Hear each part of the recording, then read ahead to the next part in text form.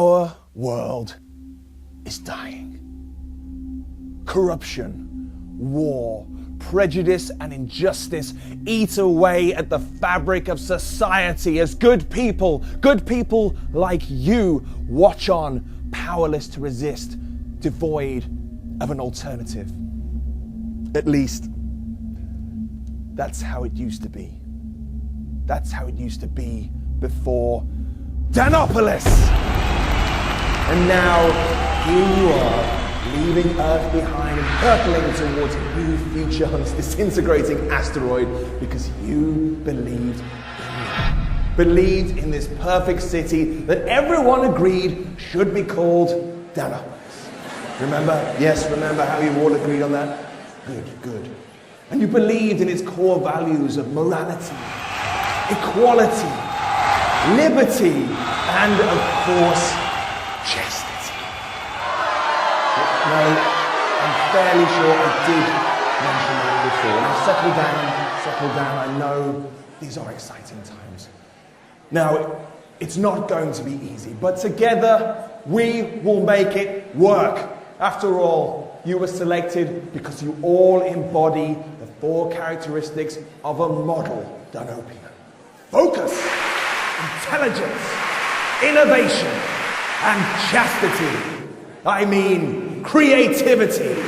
Now, there are a couple of things you might notice as different to the parasitic states you come from. 1, everyone is required to alter their bodies through dangerously unstable genetic modification. And 2, instead of the police force, Danopolis is patrolled by a giant, unkillable robot octopus. But I wouldn't worry about that, because remember, in Danopolis, nothing can ever go wrong. Hang on, something's gone wrong. Be right back.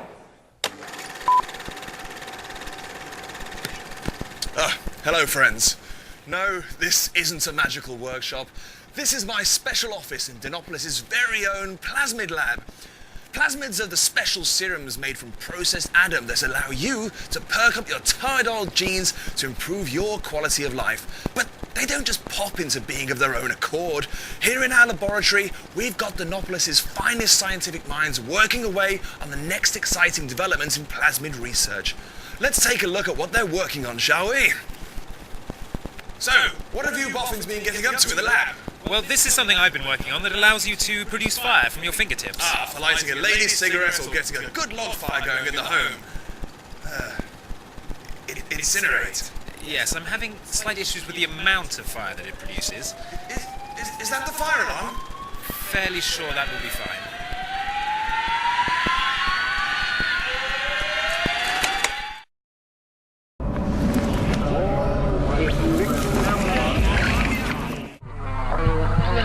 Look at you, hacker.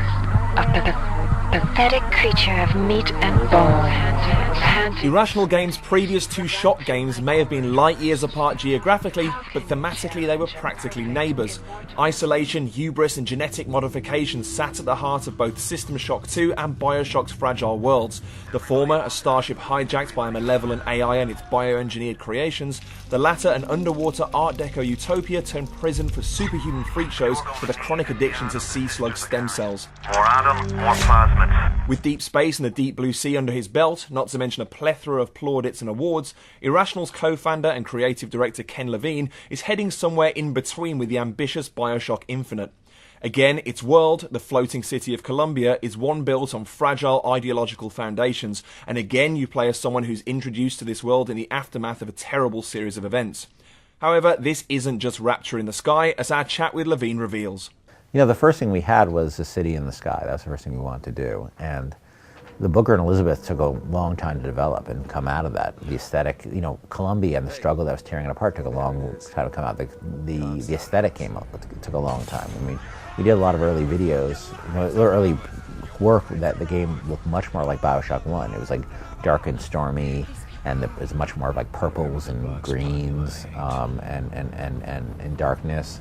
And we just like, okay, well, we're just copying ourselves here. We have to do something different. You know, I started doing a lot of research on the period and really dug into it, had a chance to dig into it, and sort of started coming onto the themes of what was happening in America at the time. You know, with this, you had both this amazing, all around the world, this technology that was just revolutionizing the world. You know, in a period of 20 years, you got electricity and cars and airplanes and movies, and I mean, 20 years, you know. The last 20 years we've had the internet. That's the one major technology. They had like 10 internets. The biggest problem is keeping it all in the gameplay, you know, is telling a story and not sort of going to cutscenes. And I think that at the end of the day, I ask myself, is the future for gaming more interactivity or less interactivity? And I think the answer, you know, you have to say it's more. So why not try to start today, you know?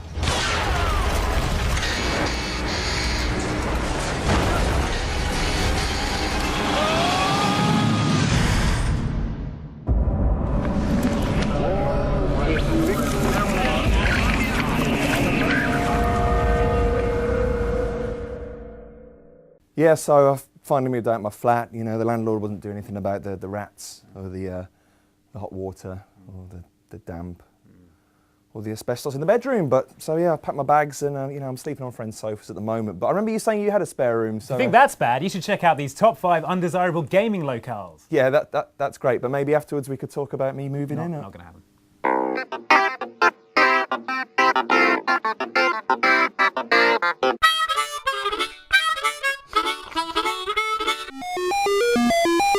I mean, don't get me wrong, your predicament sounds awful, but I've got a friend whose place is infested with flying chefs, killer Toras, and has his own nightmare room. When you say friend, do you mean 8-bit game character Minor Willie? Who? I was talking about George's place in Clapham. Oh, really? No.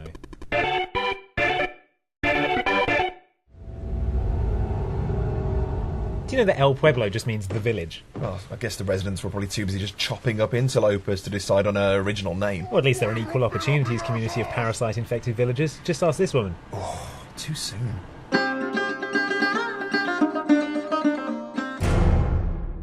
Welcome to Ravenholm, population 1. Really? What happened to everyone else? Evil aliens fired headcrab-filled missiles at them, so they're all zombies now. Ah, so that's why we don't go to Ravenholm. What? And finally, would you rather live in an underwater utopia or a city in the sky? City in the sky. Underwater utopia, there's far too much danger there, ever present, isn't there? I think I'd get a little oppressed living in the underwater utopia, so I'd probably say city in the sky. I don't really like flying, so I'd go for the underwater city.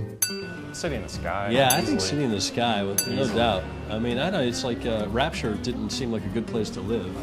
I'll go with underwater utopia. Yeah, I don't know. I'm a bit afraid of heights and excellent swimmer, so I like my odds underwater. I would have to say a city in the sky, because I'm claustrophobic, so I think it would really freak me out going in an underwater city. Awesome. There we go. Now, I think you're going to like this next plasmid. It solves a problem I think a lot of Dinopolis residents have been having for quite a while now. Oh, good. What is it? Is it immunity to meteorite dust, maybe? Or effortless moustache maintenance? Insect swarm. Really? Yes, haven't you ever thought you can never find an insect swarm when you need one? No, I can't say I have. And what could be better on your morning toast than freshly harvested honey? The insects are bees. Yes, let me show you.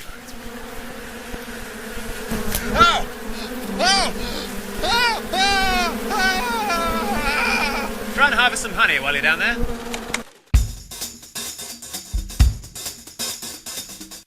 First-time visitor, huh? Imagine a sleepy town that's perfectly harmless by day, but transforms into a filthy hellhole populated by nightmarish creatures at night. Imagine it, I'm pretty sure I went to university there. Studied in Silent Hill. Oh, I thought you were talking about Preston. Bring it back! This week's Bring It Back comes from the suggestion of Lee White, who's got a hankering for more from the Little Big Adventure series. For those unfamiliar with Little Big Adventure, it takes place on the planet of Twin Sun, a world populated by 4 distinct races. Quetch, who look like regular humans except they all have ponytails for some reason, Grobos, who are anthropomorphic elephants, Rabbit-bunnies, who are horrifying man-rabbits, and Spheros, who are sentient balls. However, as perfect as a planet populated by terrifying man-animal hybrid sounds, it's not all fun and laughter on Twin Sun. The admittedly adorably named leader, Dr. Funfrock, is actually a brutal dictator who has dominated the planet with an army of clones and teleporter machines. It's against this backdrop that you come in as a young Quetch called Twinson, who is locked up in an asylum because of recurring prophetic dreams about the end of the world. From here, it's up to you to escape and topple Funfrock with the help of your girlfriend Zoe. The game was packed with quirky elements. Twinson had 4 different behaviour modes he could switch between: normal, sporty, where he could run much faster than usual, Discreet, which operated as a kind of stealth mode, and Aggressive, where he reeled around like a drunk at closing time and could attack enemies with his fists and feet. The rest of the time, combat was handled by Twinson's Magic Ball, which would behave differently depending on which mode you were in. There were also platforming and puzzle elements which all blended seamlessly together in a way that few games were doing at the time. The real draw for the game, though, was the world of Twinsun and the freedom you were given to discover it. Full of side missions and non-essential characters to chat to, Twinsun was a charming, living world and great fun to just spend time exploring. There was a sequel, Little Big Adventure 2, or Twinsun's Odyssey, in 1997, which stuck to the formula of the first game a little too closely for some, but was still a great mix of action and adventure with a compelling story and lovable characters. We'd like to see LBA make a return as an episodic XBLA game, with Twinsun travelling between different planets searching for Fun Frog, with cliffhanger endings between the episodes, much like Telltale's revival of the Monkey Island and Sam & Max games. Today's technology would allow for large, immersive worlds for Twinsun to explore, and given to a developer with a great understanding of character and storytelling, a new Little Big Adventure could be a wonderfully compelling combination of mystery, action and adventure. Got a gaming favourite from the past that you'd love to see revived? Send it to the nexus at live.co.uk along with your ideas for how you'd brush the cobwebs away. Okay, we haven't been hugely successful with the last two plasmids, but I'm fairly confident you're going to like the final one we've been working on. Right, what does this one do then? Summon a hungry lion or turn someone's bones into hot lava? No, it creates a massive gravity well which sucks everything nearby into it and crushes it to death. And what possible application does that have? No, this is ridiculous! I'm going to call Officer Octokill! I don't need your business anyway. Andrew Ryan over in Rapture is going to be all over these. Well, I suggest you go and call Andrew Ryan then! Summon Lion! No! What's the matter with you?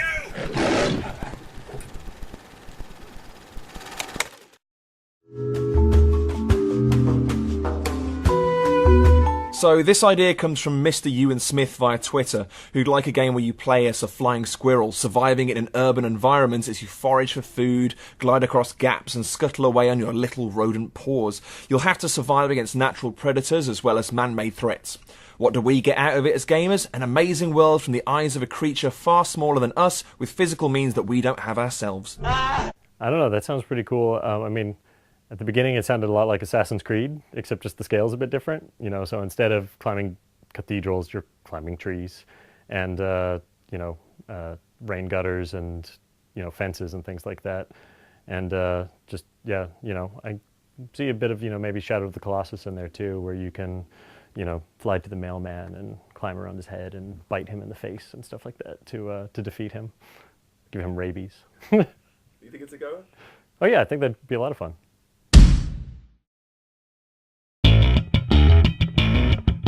You got something you want to prove, boy? A lot of the world's most famous towns and cities are defined by an iconic landmark. Oh, you mean like an unexploded atomic bomb? I was thinking more along the lines of the Statue of Liberty or the Eiffel Tower. Oh, right. Are they prone to exploding at any given moment, killing most of the population? No, which is probably why Megaton isn't much of a tourist hotspot. Every day it's the same damn thing. Hello, I'm Mark Strong. In brightest day, in blackest night, you better watch the nexus, all right? No, I had such high hopes for Dinopolis. Why? It was possibly when he gave everyone drinks that made bees shoot out of their hands. Also, putting the haunted printer in charge of town planning was a terrible idea.